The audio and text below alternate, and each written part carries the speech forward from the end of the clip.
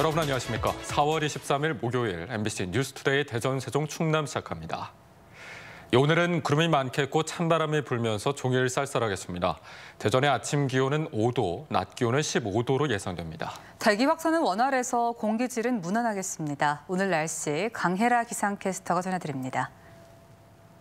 다시 두꺼운 외투 꺼내신 분들 많으시죠? 오늘도 꽃샘추위에 대비해 옷차림 따뜻하게 하셔야겠습니다. 어제 오후 강풍주의보는 해제됐지만 찬바람은 내일까지 이어질 텐데요. 세종과 일부 충남 내륙은 오늘과 내일 아침 기온이 0도 안팎으로 떨어지는 곳도 있겠습니다. 우리 지역의 낮 기온은 14도 안팎으로 어제보다 높겠지만 여전히 예년 기온을 밑돌며 쌀쌀하겠습니다. 한편 어제 황사가 유입되면서 공기가 무척 탁했는데요. 오늘은 대기 확산이 원활하게 이루어지면서 미세먼지 농도 보통 수준을 보이겠습니다. 날씨였습니다. 요즘 다시 겨울이 찾아온 것처럼 반짝 추위가 기승을 부리고 있죠. 일부 내륙 지역 아침 최저 기온이 영하권까지 떨어지고 바람까지 강하게 불면서 종일 동장군의 기세가 매서운데요. 특히 배와 복숭아 등 과수들이 꽃을 피우고 수정을 하는 시기여서 냉해가 우려되고 있습니다. 김광현 기자입니다. 논산의 한 배농가. 갑작스레 영하권으로 기온이 떨어지면서 4월 중순에 생각지 못했던 냉해가 발생했습니다. 살짝만 건드려도 꽃대가 후두둑 떨어지고 꽃눈이 얼어버린 겁니다. 꽃눈이 다 얼어가지고 속에 다 새카맣게 죽었잖아요. 마음이 지금 첩찹해가지고 잘 농사 잘 지으면 서로 좋은데 지금 우리 냉해 피해가 이렇게 있어가지고. 최근 며칠 동안 충남 내륙 지역 기온이 영하권으로 떨어지는 등 반짝 추위가 이어지면서 도에 접수된 냉해만 700여 건에 달합니다. 충남도는 이번 주까지 냉해 피해를 접수받은 뒤 다음 달 중으로 정밀 조사를 진행할 예정입니다. 각 지자체마다 피해 농가 규모를 파악하는 한편 지원책도 마련하고 있습니다. 현재 읍면동사무소에서 신고 접수를 받고 있으며 피해 면적이 50헥타르가 넘으면 피해 농가에 대하여 피해복구 재난지원금 등을 지원하게 됩니다. 막바지 꽃샘추위는 한동안 이어지겠습니다. 대전지방기상청은 당분간 일부 내륙과 산지 아침 최저기온이 0도까지 떨어지는 등 쌀쌀한 날씨가 이어지겠고 주말부터는 다시 따뜻한 봄 날씨를 되찾겠다고 내다봤습니다. MBC 뉴스 김광현입니다. 대전역 인근에는 도시 빈곤층이 모여 사는 이른바 쪽방촌이 있습니다. 도시 빈민 문제의 상징이기도 한 이곳은 급속한 도시화의 그늘이기도 한데요. 대전역 앞 쪽방촌이 헐리고 그 자리에 영구 임대와 신혼부부 행복주택이 들어섭니다. 원주민이 쫓겨나는 게 아닌 상생하며 주변 원도심 활성화 사업까지 함께 추진되는데 쪽방촌 재생의 전국 첫 모델이 될 전망입니다. 문윤성 기자가 보도합니다. 대전역 바로 앞 사람 한 명 눕기에도 비좁은 방이 다닥다닥 붙어있는 곳. 이른바 쪽방촌입니다. 낡은 구조물의 냉난방은 물론 위생과 화재에 취약해 사실 집이라 부르기도 민망한 수준입니다. 이 창문이 우겨졌는데 더욱 뜨겁고 겨울에는 외풍이 들어오니까 좀 춥고. 급격한 도시화의 그늘이자 도심 속 섬과 같았던 이곳이 확 달라집니다. 170여 명이 살고 있는 기존 쪽방촌을 철거하고 영구 임대와 신혼부부 행복주택 700가구 등 1,400가구가 들어섭니다. 대전역 쪽방촌은 주거복지와 지역 재생을 결합시켜 도시 문제를 해결하는 쪽방촌 재생의 첫 번째 사례가 될 것입니다. 오는 2022년 착공 예정인데 그 사이 쪽방촌 주민들은 인근 숙박시설에서 무료로 거주하게 됩니다. 이들이 4년 뒤 재입주할 공공주택은 기존 쪽방보다 2배에서 5배 넓고 월세도 현재 10만 원에 3분의 1 수준까지 낮아져 월 3만 원 수준입니다. 특히 주민들의 취업과 자활을 돕는 쉼터와 돌봄 시설이 함께 입주해 공동체 붕괴를 막습니다. 주거만 상향돼서는 안 된다는 거예요. 그분들이 살아가던 문화가 있었고 환경이 있었고 삶의 자리가 있다는 거예요. 지원해주는 기관이 같이 움직인다면 그분들의 삶의 질을 향상시키는데 새로운 어떤 전환점이다. 주변 원도심 활성화 사업도 함께 추진돼 대전역 주변으로 철도 산업 클러스터를 조성하고 청년 창업 공간, 도서관 등이 확충됩니다. 단순히 쪽방촌에 관한 주변 사업으로 그치는 것이 아니라 대전역을 중심으로 한 역세권, 나아가서 대전 원도심의 새로운 활력을 불어넣는 계기가 될 대전역 앞 낡은 쪽방촌이 헐리고 10년 넘게 지지부진했던 역세권 개발 사업에도 55개 기업이 참여 의사를 보이면서 모처럼 대전역을 중심으로 한 원도심이 활기를 되찾을 절호의 기회를 맞고 있습니다. MBC 뉴스 문은선입니다. 대전 베이스볼 드림타운, 센트럴파크 조성 등 올해 대전시 주요 사업에 총괄 건축가 제도가 적용됩니다. 총괄 건축가 제도는 전문가 집단이 공공건축과 공간 환경 방향에 대한 자문을 맡는 것으로 대전시는 이미 제2시립도서관 건립과 한밭도서관 내 복합문화체육센터 건립, 38 민주의거 기념관 건립 등의 사업에 접목 중입니다. 코로나19 확산에 따른 전 세계적 경기 침체 속에 대전, 세종, 충남의 1분기 수출은 지난해 같은 기간보다 오히려 증가한 것으로 나타났습니다. 한국무역협회 대전, 세종, 충남 지역본부는 올해 1분기 수출입 동향 보고서에서 대전이 25.3%로 전국에서 가장 높은 수출 증가율을 보였고 세종과 충남도 각각 7.4%와 4.1%로 수출 호조를 보였다고 밝혔습니다. 주요 품목으로 대전은 인공위성과 우라늄이, 세종은 자동차 부품과 인쇄 회로가, 충남은 반도체와 SSD가 1분기 수출 호조를 이끈 것으로 분석됐습니다. 충남에서 코로나19 누적 확진 환자가 가장 많은 천안은 최근 확진세가 누그러들었지만 무너진 지역 경제 회복이 시급한 과제로 떠오르고 있습니다. 충남도 차원의 긴급생활 안정자금 지원이 이어지고 천안시는 이에 더해 자체 재원으로 추가 지원에 나서고 있습니다. 김윤미 기자가 보도합니다. 충남도와 일선시군이 지급하는 긴급생활 안정자금 신청 현장. 충남에서 가장 많은 106명의 확진 환자가 발생한 지역인 만큼 지역 경제도 그만큼 타격이 커 창구는 종일 북적입니다. 가정집에서 들어오는 공사, 작은 공사라도 못하게 되고 또 현장에서도 외국인을 많이 쓰다 보니까 현장에도 접근을 금지시키니까 그냥 일이 전혀 안 되는 거예요. 월세에 도움이 될 것 같아요. 아직 4월 월세를 못 냈거든요. 근데 우선 4월 월세를 받으면 4월 월세부터 먼저 내려고. 마감을 앞두고 18,000건이 접수됐지만 지급 비율은 37% 수준에 그쳐 전체 409억 원 가운데 65억 원만 지급됐습니다. 자격 조건과 필요한 서류가 까다롭고 전산 입력과 심사에도 시간이 걸리기 때문인데 천안시가 대책 마련에 나섰습니다. 1,500억 원 규모의 자체 재원을 확보해 별도의 경제 회생 대책을 추진하기로 하고 1,000억 원을 선지급, 후심사 방식으로 필요한 사람에게 신속하게 지급하기로 했습니다. 필요한 재원은 700억 원에 달하는 삼거리공원 명품화 사업 규모를 절반 이하로 줄이는 등 예산을 절약해 마련합니다. 선대출 후심사 제도식으로 정말 손쉽게 정말 필요한 사람한테 정말 귀중한 지원 자금이 집행돼야 된다고 생각을 해서 또 500억 원은 신용보증기금을 통해 5천억 원 규모의 대출로 지원해 소상공인과 청년 창업가들도 돕기로 했습니다. 물론 재원 확보와 구체적인 방안 모두 의회 동의를 얻어야 하는 만큼 실행 시기를 얼마나 앞당길 수 있을지가 70만 천안시를 이끌 새 수장의 첫 번째 과제로 떠올랐습니다. MBC 뉴스 김윤미입니다. 카이스트가 코로나19의 세계적 유행에 대처하기 위한 온라인 국제 포럼을 개최했습니다. 온라인 화상회의 방식으로 열린 이번 포럼에서 참석자들은 코로나19 극복을 위해 각국이 경제 분야 보호주의 무역을 가장 경계해야 하고 백신 개발을 위한 연구비 공동 지원 등 글로벌 협력이 필요하다고 강조했습니다. 세종중앙공원 1단계 개방 시기가 코로나19 확산 방지를 위해 오는 9월로 연기됐습니다.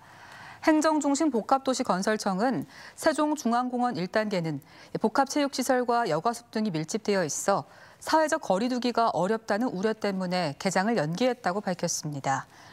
행복청은 다만 코로나19가 진정되는 등 여건이 개선되면 일부 시설은 조기 개방하는 방안도 검토하겠다고 밝혔습니다. 행정중심 복합도시건설청이 세종시 지편리 4의 2생활권에 2023년까지 대학 공동캠퍼스를 조성한다고 밝혔습니다.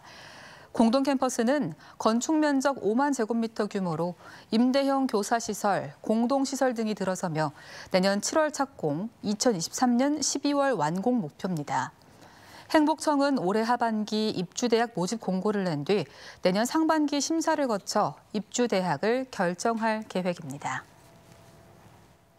한국원자력연구원이 중저준위 핵 폐기물을 경주로 이송하려던 계획이 올해도 무산됐습니다. 해마다 발생하는 핵 폐기물을 벌써 3년째 내부에 쌓아두고만 있는데요. 경주원자력환경공단은 연구원에 대한 신뢰가 부족하다며 이송을 거부했는데 결국 방사성 물질 누출 등 거듭된 안전성에 대한 불신이 쌓이면서 발목이 잡힌 셈입니다. 고병권 기자가 보도합니다. 경주원자력환경공단이 올해 원자력연구원의 중저준위 폐기물을 인수하지 않겠다고 밝혔습니다. 공단 측은 2년 전 연구원이 자초한 핵종 분석 오류 사태에 대한 신뢰가 회복되지 않았고 지역 주민 반대도 워낙 크다며 인수 불가 이유를 밝혔습니다. 원자력연구원이 2015년부터 이송한 핵 폐기물 2,600드럼 가운데 상당수에서 핵종 분석 오류가 드러나면서 공단은 지난해 운영을 중단했다가 지난 1월에서야 재개한 상태입니다. 캐리 방패물에 대해서는 아직도 신뢰가 확 구축되지 않아가지고 재활방지 대책이 진행되는 걸 보고 전국의 원자력 관련 시설 가운데 경주로 방패물을 보내지 못하는 곳은 원자력연구원이 유일합니다. 연구원에서 발생하는 중저준위 핵 폐기물은 해마다 300~400드럼씩 쌓이고 있습니다. 현재 연구원 내에는 중저준위 핵 폐기물과 해체 폐기물 21,700드럼이 보관 중인데 부산 고리 원자력발전소에 이어 전국 2위에 해당하는 양입니다. 2015년 경주로 첫 이송한 뒤 매년 1,000드럼씩 보내기로 한 중장기 계획은 지난 2017년을 마지막으로 3년째 중단된 상태입니다. 재발방지 대책 이행도 조속히 마무리해서 그리고 이제 원자력환경공단이랑 협의해서 가능한 한 빠른 시간 내에 폐기물을 보낼 수 있도록 최선의 노력을 하고 있습니다. 수많은 사회적 논의와 설득을 거쳐 어렵게 첫 발을 내디딘 방패물의 경주 이송마저 수년째 중단되면서 원자력 시설의 안전성에 대한 시민들의 불안감도 그만큼 쌓여가고 있습니다. MBC 뉴스 고병권입니다. 유네스코 세계유산인 부여 부소산성에 대한 발굴 조사가 다음 달 재착수됩니다.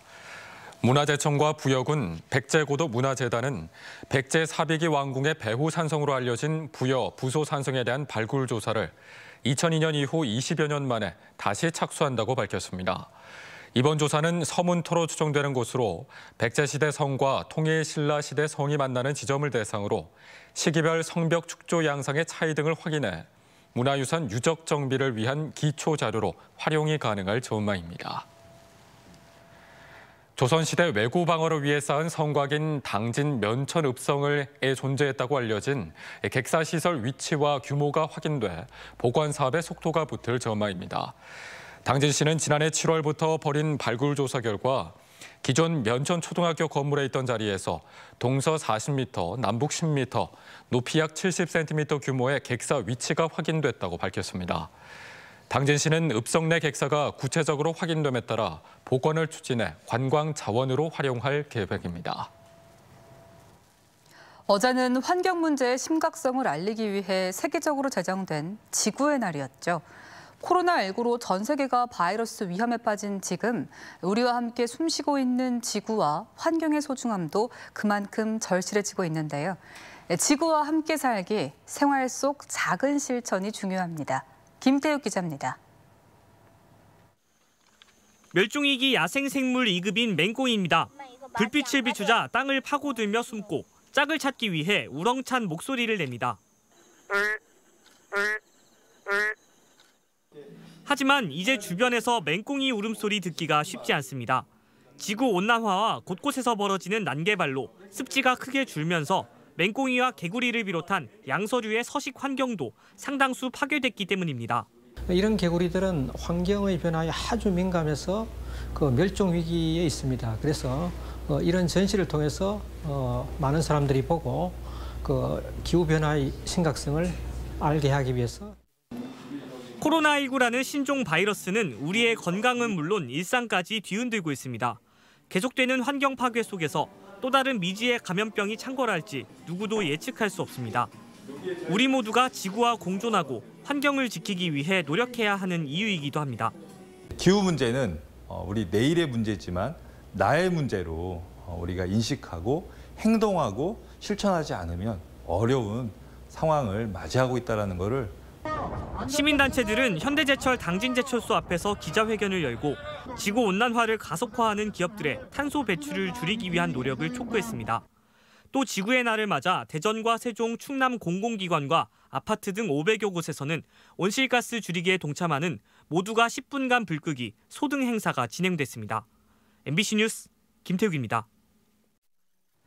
대전시는 산업단지와 주변 지역 악취 해결을 위해 다음 달부터 실시간 악취 측정이 가능한 이동형 악취 측정 차량을 가동하기로 했습니다. 또 금고동 매립장에 악취 측정기 1대를 추가 설치하고 10월까지 민관 합동으로 순찰반도 운영해 모니터링을 강화할 예정입니다. 시는 대덕산업단지와 인근 주거지역 7곳 등 모두 14곳에 고정형 악취 측정기를 운영하고 있습니다. 대전지방기상청이 1.5도씨가 만드는 운명교향곡 기후변화를 주제로 다음 달 15일까지 2020년 기후변화 과학통합 공모전을 개최합니다. 공모 분야는 전지구 평균 기온 1.5도씨 상승의 과학적 의미를 담은 스토리와 미디어, 디자인 등 3가지이며 국민 누구나 형식에 맞춰 온라인 누리집에 작품을 등록하면 됩니다. 식품의약품안전처가 용도 변경 허가를 받지 못한 원액을 사용했다는 이유 등으로 주름살 개선제 메디톡신의 생산과 판매를 중단하자 제조사인 메디톡스가 대전지법에 행정소송을 제기했습니다. 보톡스 제조업체인 메디톡스는 논란이 된 의약품은 이미 소진됐고 현재 유통되는 제품은 안전상의 문제가 없다며 대전지방식품의약품안전청장을 상대로 의약품 제조와 판매 중지 명령 취소 청구 소송을 냈습니다. 다음 달 5.18 민주화운동 40주년을 앞두고 국립대전현충원에 걸린 전두환 씨 친필 현판의 교체 여부가 조만간 판가름 날 예정입니다. 국가보훈처는 전두환 씨의 친필이 새겨진 현충문 현판과 현충탑 헌시비의 교체 여부를 두고 전문가의 의견 수렴을 마쳤으며 조만간 교체 여부를 발표하겠다고 밝혔습니다. 대전현충원 한글 현판은 지난 1985년 준공 당시 전두환 씨의 친필을 새겨 만들어졌으며 지난해 5.18 관련 단체와 시민단체를 중심으로 철거해야 한다는 주장이 제기됐습니다. 대전지법 제11 형사부가 불법 체류 신분으로 성매매를 하는 외국인을 협박해 금품을 뜯어낸 혐의 등으로 기소된 카자흐스탄 국적의 불법 체류자 19살 A군 등 2명에게 징역 장기 4년과 4년 6개월을 각각 선고했습니다. 이들은 지난해 12월 대전 중구의 한 모텔에서 생활하는 태국 국적의 트랜스젠더로 유인해 경찰 단속이라고 속인 뒤 폭행하고 금품 100만 원어치를 빼앗는 등 불법 체류자를 상대로 강도 행각을 벌인 혐의 등으로 재판에 넘겨졌습니다. 당진시 해나루쌀 18톤이 올해 첫 호주 수출길에 나섰습니다. 당진 해나루쌀은 지난 2018년 처음 호주 시장에 진출해 해마다 25톤 안팎씩 수출되고 있으며 현지에서 인기가 많다고 당진시는 설명했습니다. 당진시는 수출 물류비와 훈증비 지원을 비롯해 해외 바이어를 초청해 수출 상담회를 여는 등 지역 농산물 해외 시장 진출을 지원하고 있습니다.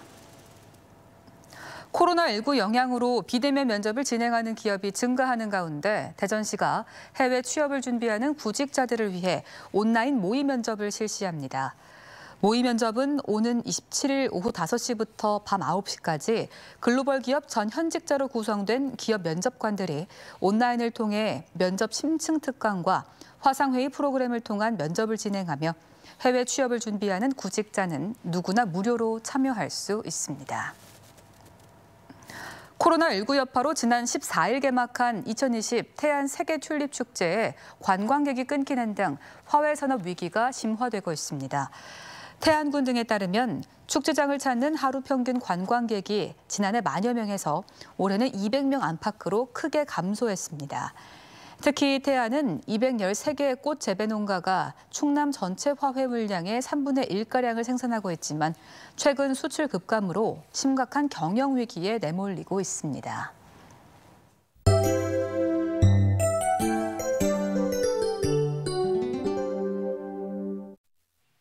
오늘도 꽃샘 추위에 대비한 옷차림이 필요하겠습니다. 어제 오후 강풍주의보는 해제됐지만 찬바람은 내일까지 이어질 텐데요. 세종과 일부 충남은 오늘과 내일 아침 기온이 0도 안팎으로 떨어지는 곳도 있겠습니다. 우리 지역의 낮 기온은 14도 안팎으로 어제보다 높겠지만 여전히 예년 기온을 밑돌며 쌀쌀하겠습니다. 어제 황사가 유입되면서 공기가 무척 탁했는데요. 오늘은 대기 확산이 원활하게 이루어지면서 미세먼지 농도 보통 수준을 보이겠습니다. 위성 영상입니다. 오늘은 고기압의 가장자리에 들면서 구름의 양이 많겠고요. 아침까지 빗방울이 떨어지는 곳이 있겠습니다. 지역별 날씨입니다. 아침 최저 기온은 천안 2도, 세종 3도, 대전 5도로 어제보다 2, 3도가량 높겠습니다. 한낮 기온은 천안과 세종 15도, 대전 15도, 금산 14도가 예상됩니다. 충남 서해안은 13도 안팎에 그치겠습니다. 파도는 앞바다에서 1.5m, 먼바다에서 2m까지 일겠습니다. 주간 날씨입니다. 당분간 맑은 하늘이 펼쳐지겠고요. 내일 낮부터 기온이 점차 오르면서 주말에는 꽃샘추위가 풀릴 전망입니다. 날씨였습니다.